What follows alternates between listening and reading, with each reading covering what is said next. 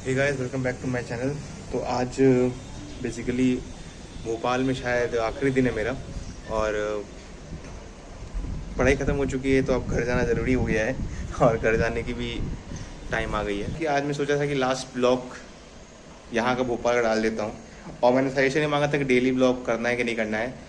ज़्यादातर लोगों को पता है कि मैं कहाँ से हूँ, जिनको नहीं पता है उनको मैं बताऊँगा नहीं। वो कमेंट सेक्शन में एक बार मुझे बताओ कि मैं एग्जैक्टली कहाँ से हूँ, और जिनको पता है वो तो अच्छी बात है, वो भी कमेंट सेक्शन में लिख सकते हैं। और आज मेरा आखिरी दिन है। जैसे कि आप लोग देख रहे हो कि रूम ज़्यादातर खाली हो चुका है। बेसिकली सारे सामान जा ही चुके हैं, लगभग रूम खाली हो चुका है।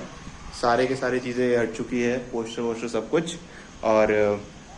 और आज अपनी गाड़ी की भी डिलीवरी है, गाड़ी भी जाएगी और उसके बाद ही अपन नेक्स्ट अगले दिन खुद भी जाना है, खुद का भी काम है, खुद भी निकलेंगे यहाँ से।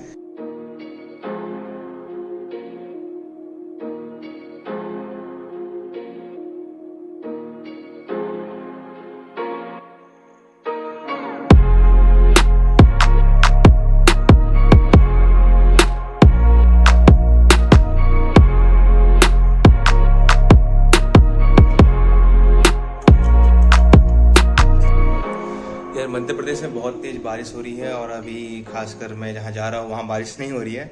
अगर गैस कर सकते तो कर लेना। और बेसिकली मैं ये कह रहा था कि तुम लोग सोच रहे हो कि मैं इस बियर जार में क्यों पी रहा हूँ। वैसे मैं बियर पीता नहीं हूँ, ये मेरे रूममेट का है।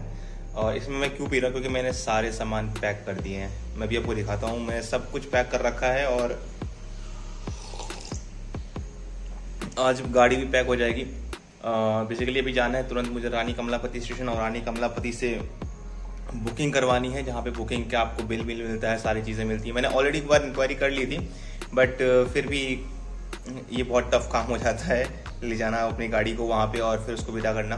बेसिकली गाड़ी 2 दिन पहले जा रही है और मैं कुछ दिन बाद जाऊँगा। जब तक मैं नहीं पहुँचूंगा तो गाड़ी में रिसीविंग भी नहीं होगी और गाड़ी कोई निकाल भी नहीं पाएगा वहाँ से। तो मेरे को बस इस बात का टेंशन है कि मेरी गाड़ी थोड़ी सेफ रहे बस, और कुछ ज़्यादा प्रॉब्लम नहीं है। पहले मैं आपको सामान दिखाया था, पूरी पैकिंग हो चुकी है। ये देखो, टोटली पूरे का पूरे 3 बैग है। एक बैग अंदर होगा इधर, एक ये। और अभी तक आधी पैकिंग तो मैंने कल ही कर ली थी और बाकी मैंने आज कर ली है। और लगभग पैकिंग खत्म हो चुकी है। जो कुछ भी बचा है वो इसी में जाएगा और आज का काम खत्म हुआ। और बहुत सारे लोग पूछ रहे थे कि वीडियोस क्यों नहीं आ रही, तो आप लोग देख ही रहे हो कि मैं कहाँ फंसा हुआ हूँ यार। पैकिंग वैकिंग चल रही थी, जाने का चल रहा था, टिकट वगैरह बुक करानी थी, तो वीडियोस लाने में बहुत मेहनत वाला काम लग रहा था। बाकी व्लॉगिंग कंटिन्यू करने का मैंने सोचा है कि अब डेली व्लॉग्स बनाऊंगा, क्योंकि कॉलेज तो ऑलरेडी खत्म हो चुका है, बट मैं डेली व्लॉगिंग करूंगा। आप लोग भी इस पर अपना सजेशन दे सकते हैं और कहीं ना कहीं आप लोग कोई क्वेश्चन पूछेंगे तो मैं इस डेली व्लॉगिंग वाले तरीके से ही आपको आंसर दूंगा।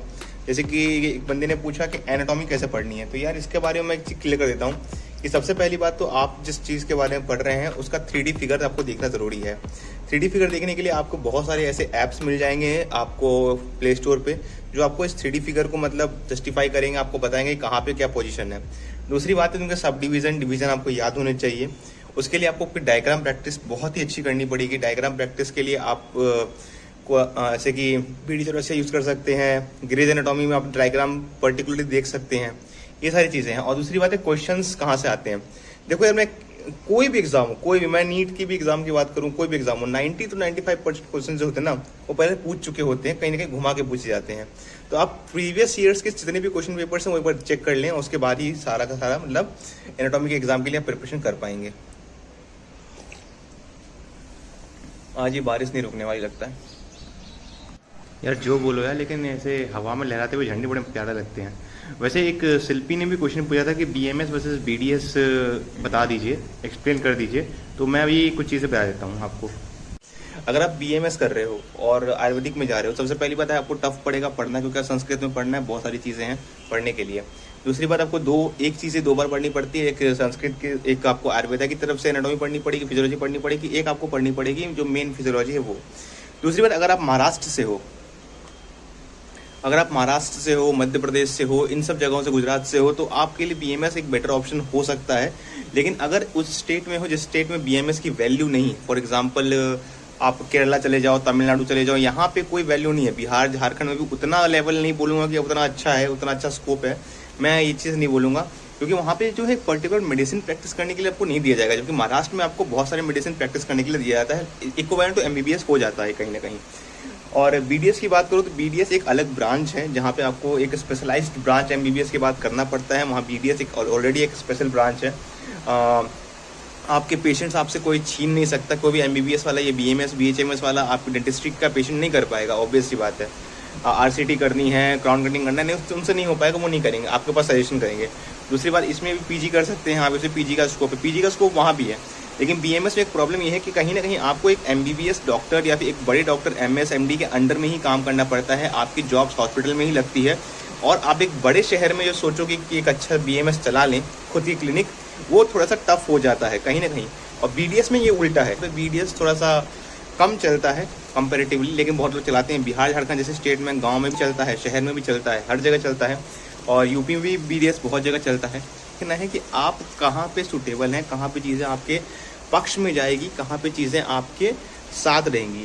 जैसे कि मुझे किसी बड़े शहर में खोलना है तो मैं BDS चूज़ करूँगा, मैं वहाँ रहता हूँ, मेरी लोकेलिटी वो है। आपको अगर गाँव में खोलना है तो आप उस हिसाब से BMS करिए, क्योंकि आपको जनरल फिजिशियन वाले काम करने हैं, ठीक है।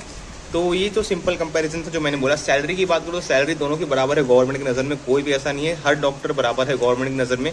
MBBS हो, BDS हो, BAMS हो, BHMS हो, उसको फ़र्क नहीं पड़ता, उसको एक ग्रेड पे होता है। दोनों के दोनों चारों के चारों डॉक्टर्स जो हैं वो गजेटेड ऑफिसर्स में आते हैं और गजेटेड ऑफिसर्स की तरह उसमें ट्रीट किया जाता है। और अगर आर्मी कॉर्प्स की बात करें, डेंटल कॉर्प्स की, तो उसमें आपको एक कैप्टन का पोस्ट आई थिंक दिया जाता है सबसे पहले। और अगर मैं बोलूँ पारामिलिट्रीज में तो असिस्टेंट कमांडेंट का पोस्ट मिलता है। तो ये तो बेसिक चीज़ें होंगी जो मैंने बताया है। बाकी इतना मैं बात कर रहा हूँ यहाँ पे, और बारिश उतनी तेज़ हो जा रही है, बहुत तेज़ हो गई है बारिश तुरंत में। मध्य प्रदेश में बहुत बारिश होती है यार, लेकिन ये बात तो बोलना पड़ता, तभी इतनी हरियाली है।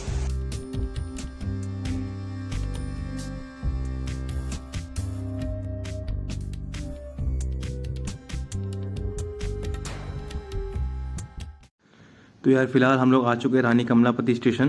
ये पहला प्राइवेट स्टेशन है जो कि भोपाल में है। इसका नाम पहले हबीबगंज था। और यार बहुत ज़्यादा सन्नाटा है यार यहाँ पे, तो कुछ ज़्यादा सन्नाटा है, मतलब सुबह के 11 बज रहे होंगे अभी, 11-12, और इतना ज़्यादा सन्नाटा है यार। कोई नहीं, चलते हैं देखते क्या होता है। बाकी इसका जो लुक है वो बहुत ही ज़बरदस्त है। एक आप मेट्रो स्टेशन या एयरपोर्ट से कंपेयर कर सकते हैं स्टेशन को। बहुत सही में यार, पूरा स्टेशन 2 बजे के बाद खुलता है यार यहाँ पे। जाते जाते कुछ नया बेसिकली आप तो सोच रहे हो मैं बाइक क्यों घुमा रहा हूँ, क्योंकि मैंने ऑलरेडी मेरी गाड़ी रिजर्व में थी और पूरा पेट्रोल खाली करके ही गाड़ी चढ़ती है, तो उसी के लिए अब बाइक घुमाना पड़ रहा है रिजर्व से निकलने के बाद भी। पेट्रोल का तो नहीं पता, लेकिन हाँ यार बहुत लंबा चलाना पड़ा है इसको अभी। भाई तो हम हाजिर रहते हैं कि जिसको शौक से चलाते हैं उसका इरिटेट होके चलाना घर में। इरिटेट हो गया नहीं, मतलब ऐसा कि इसका पेट्रोल में पता नहीं था कि इतना ज़्यादा पेट्रोल इसके अंदर रहता है। एग्जैक्टली 3.5-4 लीटर पेट्रोल रिजर्व में ही था सिर्फ। इसका गाड़ी का पैकेजिंग का वीडियो।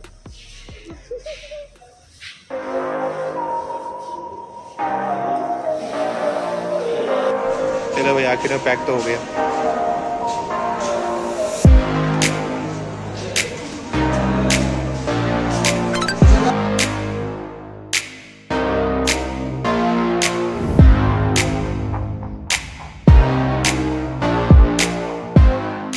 गाड़ी ऑलरेडी पैक हो चुकी थी, तो हम लोग बाहर आके वेट कर रहे थे, क्योंकि वो लोग बोल रहे थे आपकी गाड़ी चढ़ा देंगे, बट मैं श्योर नहीं था। मैं सोच रहा खुद से चढ़वा दो, खुद से देख के। प्राइवेटाइजेशन मतलब सब कुछ 2 बजे के बाद खुला। लोकल पब्लिक सफ़र करे, सफ़र तो नहीं कर पा रहे, सफ़र ही तो नहीं कर पा रहे, 2 बजे के बाद करना सफ़र।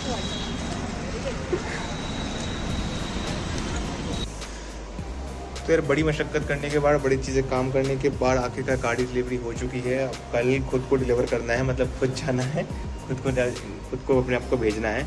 और यार बहुत मुश्किल काम होता है बेसिकली गाड़ी डिलीवर करना। मेरे को तो पता नहीं था, आज तक मैंने किया नहीं था, ये पहली बार था, और बिल्कुल भी आसान नहीं होता, पेपर वर्क्स और ये सारी चीज़ें, और आपको अपनी गाड़ी का ख्याल रखना पड़ता है। तो अच्छा एक्सपीरियंस रहा। खैर आपको होना चाहिए एक्सपीरियंस हर चीज़ का।